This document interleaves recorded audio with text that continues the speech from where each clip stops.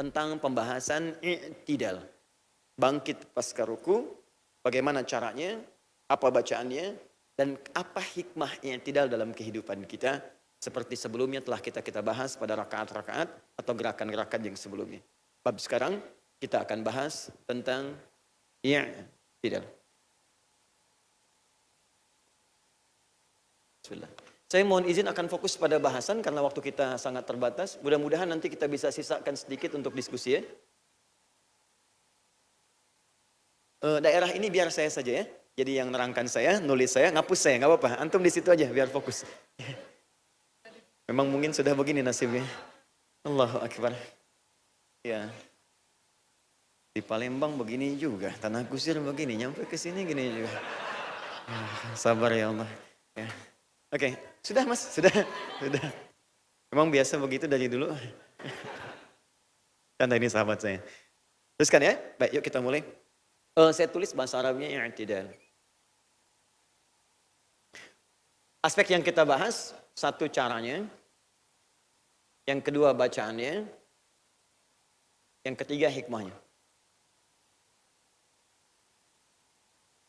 Teman-teman masih ingat objektifnya?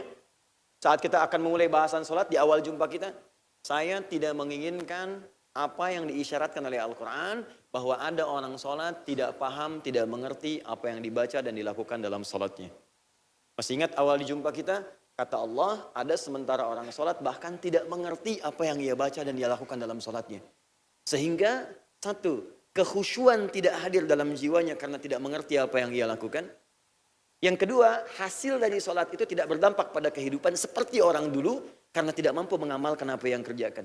Orang sholat dulu jadi orang baik. Turun Quran surah 29 ayat 45. Orang sholat dulu jadi sukses. Turun Quran surah ke-23 ayat ke-1 sampai dengan ayat keduanya. Orang sholat dulu jadi mudah hidupnya. Rumah tangganya enak, kerjanya mudah, bahkan rezekinya mengalir kemudian, bahkan dari sisi yang tidak dia duga. Turun Quran surah 65 ayat 2 sampai 3 di tafsir Al-Baqarah ayat 2 sampai 3. Orang sholat dulu tenang jiwanya. Bahkan saking tenangnya ada problem yang sangat dahsyat disikapi dengan muka yang berseri. Turunlah Quran surah ke-13 ayat ke-28. Jadi banyak hal. Bahkan orang sholat dulu mau minta doa apapun dipanjatkan dalam sholat. Sebelum selesai sholatnya jawaban sudah turun. Turun Quran surah ketiga ayat 38 sampai 39. Kenapa dulu ada orang sholat jadi baik, orang sekarang sholat tidak mendapatkan kebaikannya? Kenapa dulu ada orang sholat ringan, tenang hatinya. Orang sekarang sholat, dalam sholat pun masih gelisah. Kenapa orang dulu kemudian sholat, mudah aktivitasnya. Kenapa orang sekarang makin banyak sholatnya, makin susah aktivitasnya. Apa yang salah? Landasan berpikirnya adalah, pertama, bukan sekedar dia tidak menunaikan sholatnya dengan baik dari segi caranya. Bukan sekedar bacaannya belum sempurna, tapi kebanyakan tidak menggali hikmahnya dan tidak mengaktualisasikan bacaan dan cara sholatnya dalam kehidupan. Jadi 3 aspek ini yang coba kita kaji dalam setiap turunan bahasan kita. Masuk pada i'tidal. Yuk kita mulai. Mohon izin seperti biasa, teman-teman ada yang mau bantu saya? Satu orang, ikhwan. Siapa saja boleh. Ya boleh. Boleh 2 orang juga, nggak ada masalah. Ya. Bismillah. Satu-satu, ya.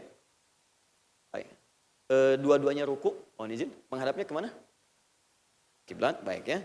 Supaya kelihatan sebelah sini saja, ya. Ngadap ke sini supaya kelihatan dari sana. Jadi dua-duanya ke sini, jangan satu ke sini yang tabrakan. Ngadap sana. Ya, ngadap ke sana. Mundur sedikit. Izin teman-teman, silakan rukuk. Bismillah. Maaf ya, di untuk sedikit perbandingan. Ya, Masya Allah dua-duanya sudah baik, Masih ingat yang saya sampaikan dulu? Untuk posisi rukuk. Dalam rukuk pertama, punggungnya lurus. Ya, sampai dengan kepala yang dua-duanya sudah baik. Masya Allah. Kemudian yang kedua, untuk mendapatkan posisi yang seperti ini, tangan ini, ya tangan di bagian telapaknya itu menekan ke siku, ke lutut, maaf. Jadi tidak terlampau tinggi ke atas, naikkan ke atas Mas Dur. Ini kalau ke atas naik ke paha sedikit, ini pasti akan naik ke atas punggung. Jelas ya? Kalau diturunkan di bawah lutut, turun sedikit ke bawah, ini pasti akan curam ke bawah. Di posisi yang paling ideal adalah tekan di lutut. Jelas? Yang kedua, ketika ini ditekan, itu pasti kemudian di belakangnya ada tegangan di sini. Ditekan dengan kencang, kuat, ini pasti akan tegang bagian belakang. Tarik dari sini langsung sampai ke bagian atas sampai lurus ke depan. Ini penting sekali, nanti kalau ini kita kerjakan dengan baik, yang pegel-pegel, yang capek, yang macam-macam, ini hilang. Ya, tapi poinnya adalah, perhatikan, ini baru cara. Bacaannya sudah kita bahas. Masih ingat hikmahnya? Kita membaca apa saat ruku dulu? Subhana rabbiyal azim. Atau subhana rabbiyal azimi wa bihamdi. Atau subhanakallahumma bihamdika Allahumma gfirli. Mohon izin, cukup sebentar. Tahan sebentar. Duduk di sini saja. Supaya saya mudah minta bantuan. Sebentar. Fokus. Subhana rabbiyal azim. Saya pernah katakan, dulu orang Romawi atau orang Persia punya kebiasaan kalau ingin dihormati itu pasti menggungkukkan badannya. Ya, tangannya dilipat dua begini, kemudian ruku. Dalam bahasa Arab ruku seperti ini. Ruku. Ada yang langsung sujud kemudian mundur. Ya. Dihormati dengan sifat ruku yang kadang menghadirkan pengkultusan atau lebih dekat kepada penyembahan. Maka dalam sholat muncullah kemudian kita perintah dari Allah supaya semua ruku dan sujud jangan dihadapkan pada makhluk. Hormat boleh tapi jangan berlebihan. Karena semua yang harus dihormati berlebihan untuk disembah hanya Allah. Maka turunlah kemudian syariat ruku. Dalam ruku ini kemudian diminta kita dengan posisi tadi. Ada aspek kesehatannya, ada aspek penghambaannya. Tapi masih ingat rahasia yang pernah saya sampaikan di pertemuan lalu? Jika seseorang hanya menghamba kepada Allah saja. Ini hikmahnya. Jika seseorang hanya menghamba kepada Allah saja. Dan tidak pernah menghambakan diri kepada makhluk. Semuanya sama dalam pergaulan, menghormati sewajarnya dan hanya menghamba kepada Allah. Lalu dia katakan, Subhana Rabbiyal Azim. Semua yang dahsyat, yang agung, yang azim hanya Allah saja. Jangan pernah pertuhankan pekerjaan. Jangan pernah pertuhankan rating. Jangan pernah pertuhankan manusia. Pertuhankan Allah. Ketika Anda tawakal kepada Allah, maka Anda akan diangkat oleh Allah dan diberikan apapun yang Anda butuhkan. Itulah sebabnya ketika seseorang ruku dengan benar, maka diangkatlah posisinya oleh Allah dalam kehidupannya. Bangunlah dia. Bangunlah dia, bangkitlah dia. Begitu Anda ruku, dibangkitkan oleh Allah Subhanahu wa taala untuk memohon kepada Allah apapun yang dia inginkan dalam kehidupannya. Paham? Jelas sampai sini? Baik, sebentar. Masih ingat kalimat saya yang pernah saya sampaikan dulu? Kalau ada segala hal yang tidak sesuai dengan sifat dan keagungan Allah, kita katakan apa? Atau saya ganti. Kalau Anda melihat yang indah-indah, yang bagus-bagus, pemandangan bagus, naik ke puncak, apa katanya? Masya Allah. Jadi asalnya bukan subhanallah ya. Asalnya Masya Allah. Tapi kalau Anda menyaksikan sesuatu yang tidak bagus, tidak sesuai dengan hukum Allah, bukan sesuai dengan sifat Allah, katakan subhanallah. Subhanallah. Misal, Quran surah kedua ayat 116, paling kiri pertengahan. Wa qalu ittakhadallahu walada. Mereka berkata Allah punya anak, gak sesuai dengan sifat Allah. Katakan subhana. Mereka berkata mustahil Muhammad, Tuhanmu gila. Bisa memperjalankan engkau dari Masjidil Haram ke Masjidil Aqsa cuma semalam, maka turun Quran surah 17 ayat pertama. Subhanalladzi asra, pakai subhan. Kadang-kadang dalam keseharian kita nggak sadar. Ada yang kita agungkan selain Allah. Sedang bekerja, panggilan sholat tiba. Harusnya kan Allah yang kita respon. Sengaja diundur-undur sholat padahal bisa mengerjakan tepat waktu. Sengaja menunda zakat padahal bisa dikeluarkan pada saat itu. Sengaja menunda sedekah. Sengaja menunda bacaan Al-Quran. Padahal kita bisa melakukannya pada saat itu. Hanya untuk kemudian memenuhi hasrat dunia kita. Maka disitulah kita katakan subhanallah. Ya Allah, sebetulnya yang agung itu bukan pekerjaan saya. Yang agung itu engkau. Bisa engkau wafatkan saya saat saya bekerja. Bisa engkau wafatkan saya saat saya sedang melakukan aktivitas. Makanya kita ruku mengatakan, ya Allah, kalau selama ini saya salah dalam bermunajat kepadamu, maka mohon ampuni dosa saya. Subhana Rabbiyal Azim. Semuanya tidak ada yang lebih agung dibandingkan Rabbku. Ketika Anda bisa tawakal seperti itu, maka masih ingat Quran surah ke-48 ayat 29. Kata Allah, orang yang sholatnya bisa seperti itu, maka diperkenankan dia memohon yang terbaik, yang istimewa dalam hidupnya. Jangan minta yang biasa. Pertemuan lalu yang terakhir. Ya, Muhammadur Rasulullah walladzina ma'ahu asyiddau 'alal kuffar ruhama'u bainahum tarahum ruk'an sujada. Engkau akan lihat sifat istimewa umat Nabi Muhammad kata Allah dalam rukunya. Ketika benar rukunya, maka mereka boleh memohon kepada Allah apapun yang mereka inginkan termasuk yang paling istimewa. Ketika Anda tunduk, saya akan berikan apa yang kamu minta kata Allah. Jadi mohon maaf ya, kalau selama ini Anda memohon dan belum terkabulkan, jangan-jangan selama ini kita belum patuh pada Allah. Orang tua saja kita patuhi, apa yang kita minta dikasih. Kadang yang nggak kita minta itu dibeliin gitu. Kita patuh pada Allah, apa yang Allah nggak punya. Jadi kalau selama ini Anda berdoa belum terkabul, jangan-jangan bukan nggak dikabulkan, kitanya yang belum patuh.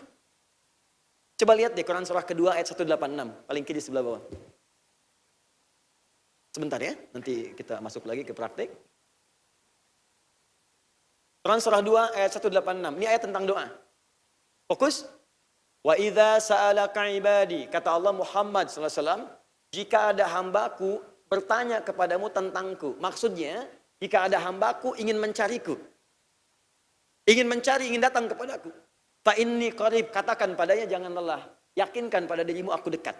Memberi harapan. Tapi yang paling menarik, motif orang ingin mendekat kepada Allah biasanya cuma dua. Kalau bukan ingin bertobat, pasti punya kebutuhan yang dimohonkan. Pengen berdoa. Silakan cek. Dulu jarang tahajud. Pas besok mau dapat proyek langsung tahajud. Malamnya doa. Dulu jarang puasa. Besok anak mau ujian baru ibunya puasa. Kan? Dulu jarang baca Al-Quran. Besok ada kebutuhan baru baca Al-Quran. Demikian itu biasa, normal. Itu biasa saja, itu standar. Tapi yang paling dahsyat kata Allah, yakinkan pada hambaku Muhammad SAW, sepanjang mereka punya permintaan, pasti aku kabulkan. Ujibu da'watad da'i idza da'ani. Kalau mereka punya permintaan apapun, aku akan berikan. Jadi standar doa itu, kalau Anda berdoa, sepanjang doanya baik, pasti akan dikabulkan. Tapi kalau ingin cepat dikabulkannya, teruskan ayatnya. Faliyastajibuli. Kalau pengen cepat dikabulkan, maka seruan aku pun, perintah aku pun penuhi dengan cepat. Anda berdoa, Anda menyuruh Allah, gitu kan? Anda ingin cepat dikabulkan. Kalau ingin cepat dikabulkan, maka seruan Allah pun respon dengan cepat. Misal, Allah minta kita sholat. Allah menyuruh kita. Anda diminta sholat, menunaikan sholat subuh. Waktu subuhnya jam 4 misalnya 45. Dipanggil 4.45, Anda datang 4.45. Salat Allahu Akbar, tepat pada waktunya. Maka saat Anda meminta pun Allah berikan tepat pada waktunya. Ada yang dipanggil 4.45, dia bangun dari jam 3. Maka ada orang yang bahkan sebelum meminta, Allah cukupkan kebutuhannya. Sehingga seakan-akan gak punya kebutuhan. Karena setiap ada keinginan, diberikan sebelum dia meminta. Ada yang dipanggil 4.45, dia baru datang jam 5.44. Tunda. Maka adil kalau Allah pun mengabulkan lambat dari apa yang dia minta. Di sistem kepatuhan itu bangunan keadilan yang Allah terapkan. Kamu minta sekian, cepat merespon, aku berikan. Apa kaitannya dengan ini? Saya ingin katakan ada orang-orang yang saat meminta, dia bukan meminta biasa. Bahkan yang paling istimewa pun Allah akan berikan. Siapa orang ini? Orang yang selalu patuh pada Allah. Dalam rukunya dia bagus, dia tawakal kepada Allah. Begitu selesai ruku, langsung dibangkitkan oleh Allah. Begitu dibangunkan, dia langsung memuji Allah. Seketika keluarlah kalimat dalam bangunnya itu. Ya Allah, engkau pemilik seluruh langit dan bumi. Maka anugerahkan kepadaku semua nikmat itu. Kata Allah, kau mau minta apa? Sepenuh langit dan bumi pun kau minta, aku akan berikan. Apakah amalan itu? Itulah yang tidak. Satu orang saja. Sebentar. Yuk, lihat ya. Fokus. Ruku, saya ingin kita paham dulu cara berpikirnya. Kalau sudah paham, nanti kita teruskan untuk cara dan bacaannya. Fokus baik-baik. Ini ruku. Kita tawakal pada Allah. Kita katakan subhana rabbiyal azim. Kita katakan subhana rabbiyal azim wa bihamdi. Puji Allah. Wa bihamdi. Kami memuji Allah. Ya Allah, engkau yang agung. Tidak ada selain engkau. Saya taubat ya Allah, selama ini ada saya banyak salah. Saya minta ampun ya Allah. Ampuni dosa saya ya Allah. Saya hanya mengagungkan engkau saja. Ketika Anda katakan, saya hanya memujimu bihamdi. Lalu Anda naik. Diangkat kemudian naik, bangun. Begitu bangun, perhatikan kalimatnya. Apa yang diucapkan? Sami Allahu liman hamidah. Tahan sampai sini, kita belajar dulu cara bangunnya. Untuk belajar bacaannya, terakhir kita akan bahas apa makna dari bacaan itu. Kadang-kadang ada banyak orang yang hanya membaca bacaan itu saja. Rahasianya nggak dilakukan. Sehingga banyak orang tidak berdoa. Apa yang dimintakan pada saat itu yang dia butuhkan. Itu yang nanti kita akan dalami. Sekarang kita masuk kepada caranya dulu. Karena banyak orang meminta tapi caranya nggak benar, maka mustahil juga bisa dikabulkan. Mohon izin mas. Yuk ngadap ke sini sekarang. Ruku. Baik, bangkit. Bebas, yang sering dilakukan. Bacaannya apa? Ya.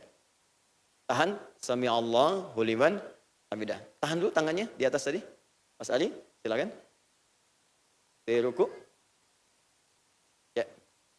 Bangkit. Sami Allah. Gimana? Tahan. Lihat sini. Ini ada yang di sini. Ini ada yang di sini. Ya. Ini bagian pertama, tangannya di sini. Bagian kedua, tangannya di sini. Sudah kelihatan bedanya? Baik. Yang ketiga, ada yang lain lagi? Teman-teman, ada yang lain lagi?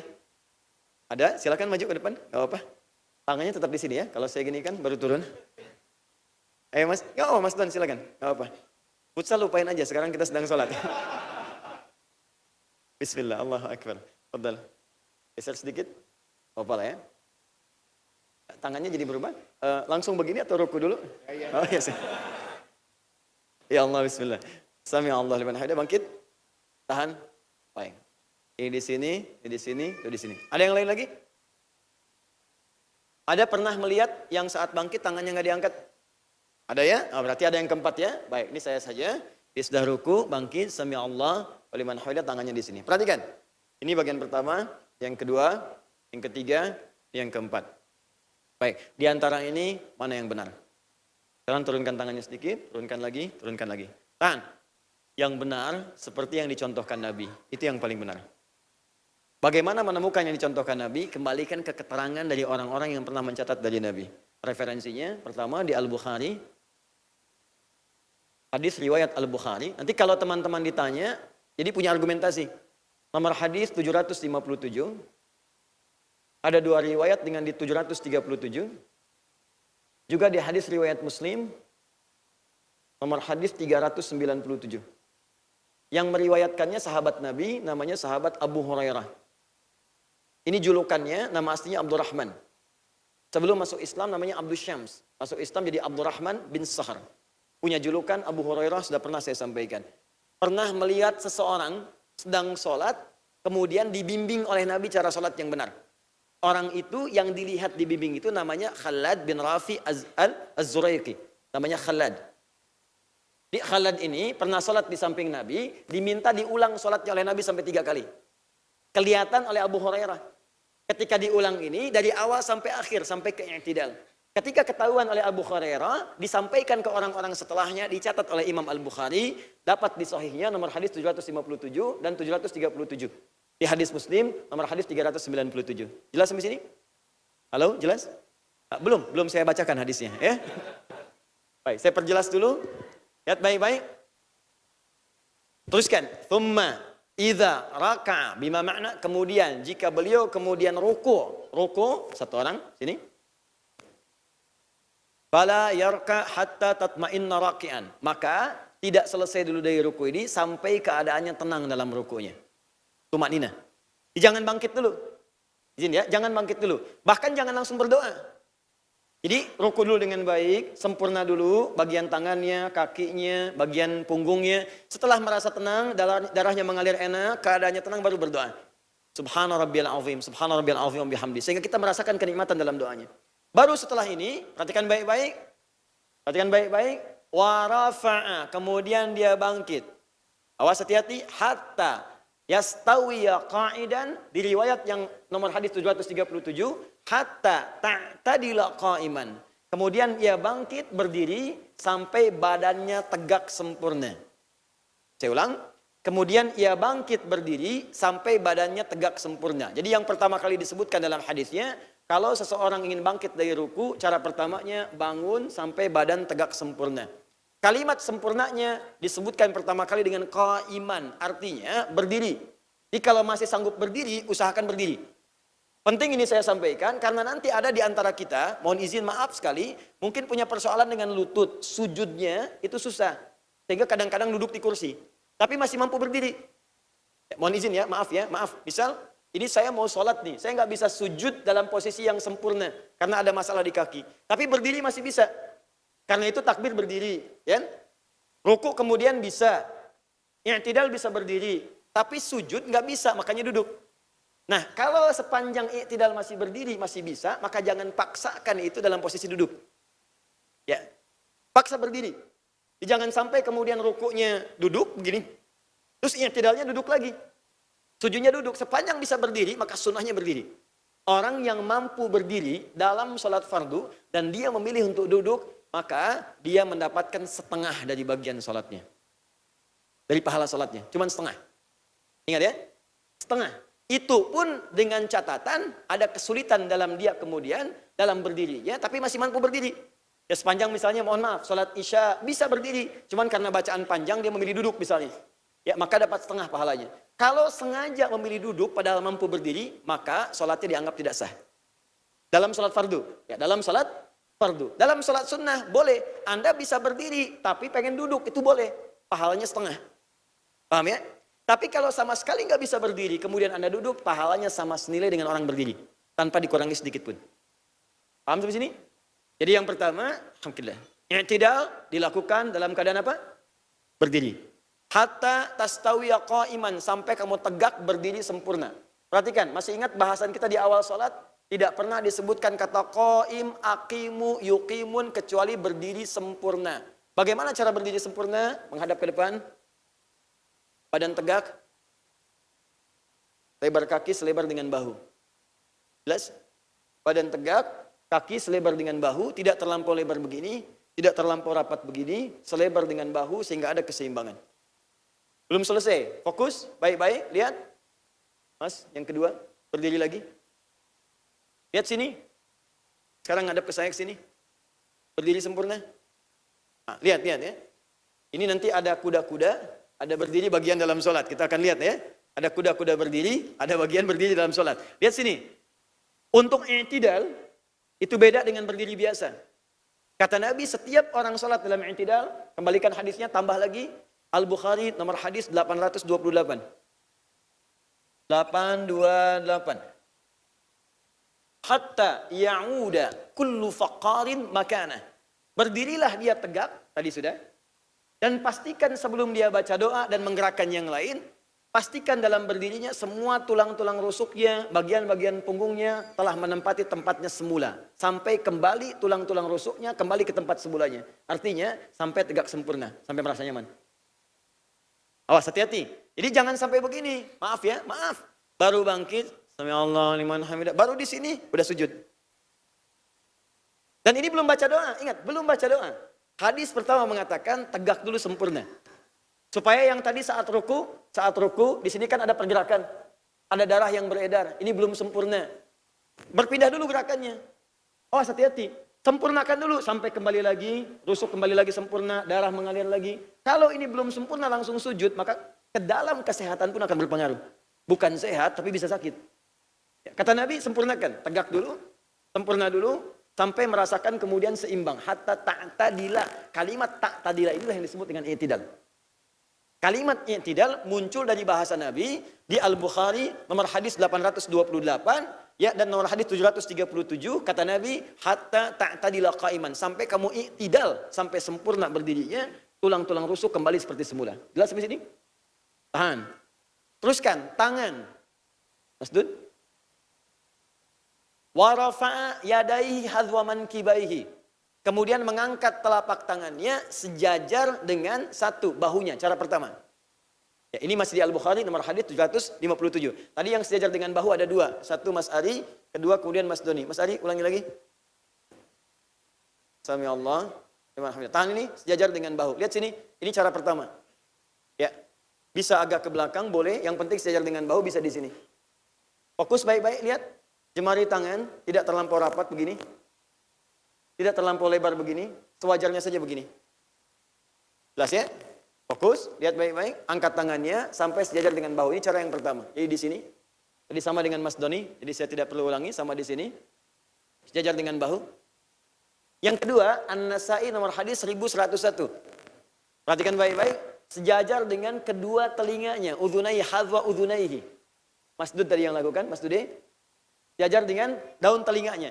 Ya boleh ini yang jempol untuk akhwat misalnya, ini menyentuh daun telinga yang paling bawah di sini. Boleh. Tapi begini, mohon mohon maaf, ada yang menyimpulkan Ustaz untuk akhwat, untuk perempuan itu yang ini saja yang betul ya. Tidak. Dua-duanya boleh di sini, boleh di sini.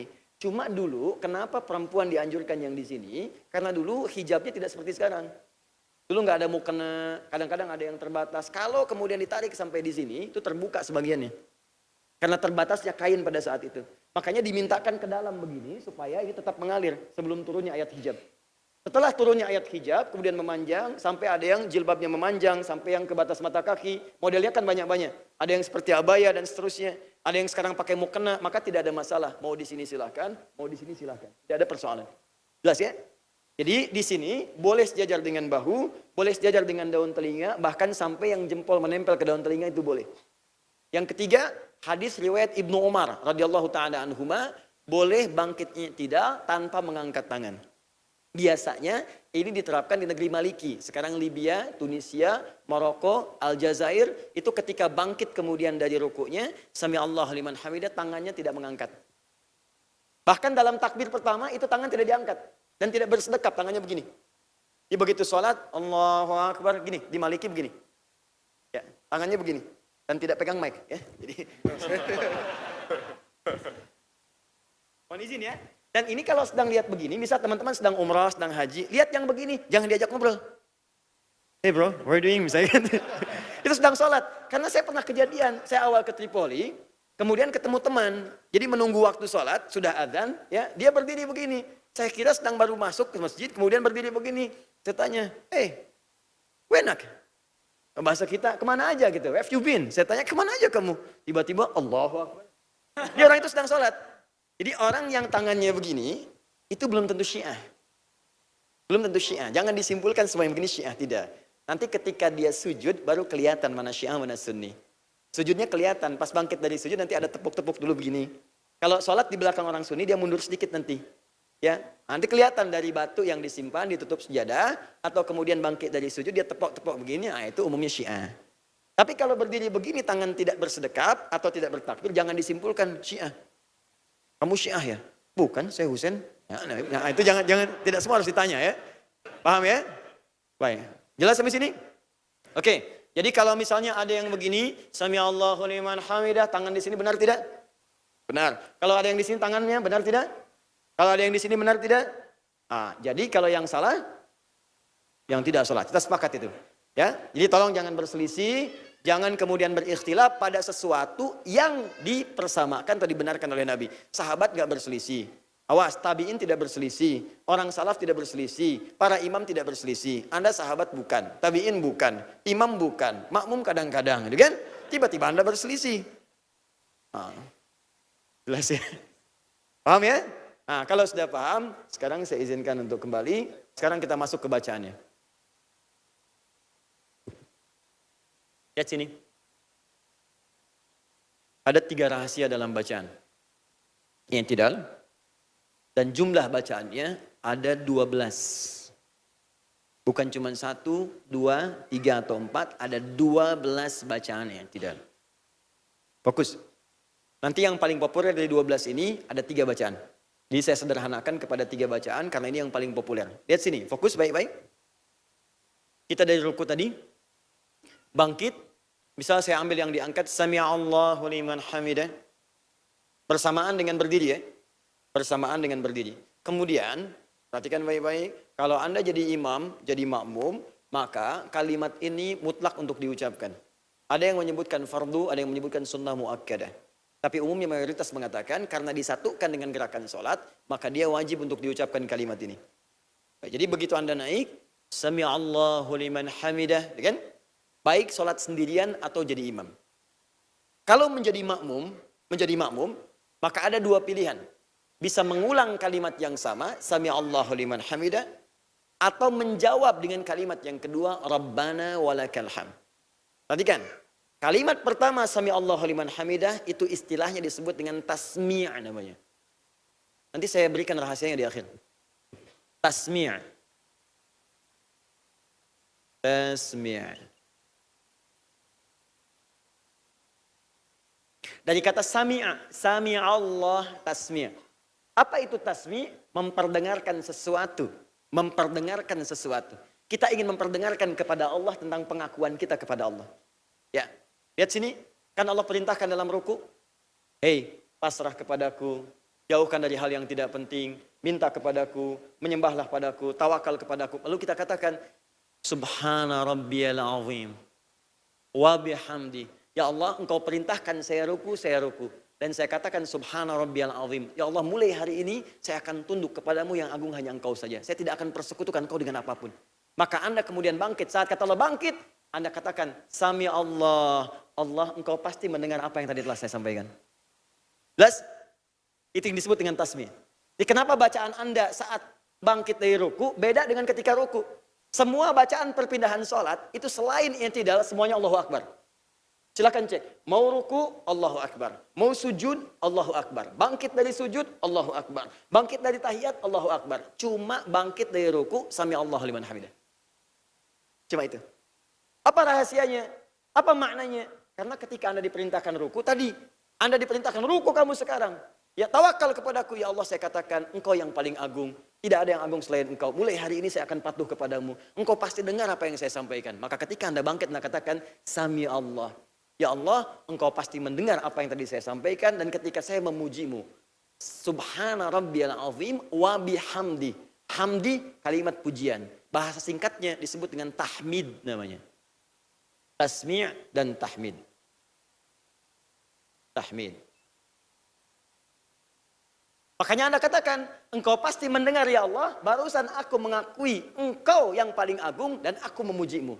Kalimat pujian itu dimunculkan kembali, Sami Allahu liman hamidah. Allah pasti mendengar pada orang yang tawakal tadi, plus ketika aku memujinya. Maka makmum mengatakan, Rabbana walakal hamd. Ya Allah, aku tegaskan lagi, engkaulah yang punya segala pujian dalam kehidupan. Di kalimat Rabbana walakal hamd, itu boleh diucapkan oleh makmum tanpa mengucapkan Sami Allahu liman hamidah. Jadi kalau imamnya Sami Allahu liman hamidah tasbih, dijawab oleh makmum, ya Allah, kami pun mengakui engkau, kami tetapkan yang paling layak mendapatkan pujian. Rabbana walakal hamd. Jelas sampai sini? Kalau Anda sholat sendirian, Anda boleh cukupkan pada kalimat Sami Allahu liman hamidah, walaupun tanpa mengucapkan Rabbana walakal hamd. Tapi kalau ingin sempurna, ucapkan kalimat Rabbana walakal hamd sebagai pengakuan dari kita dan penegasan pujian kita kepada Allah Subhanahu wa taala.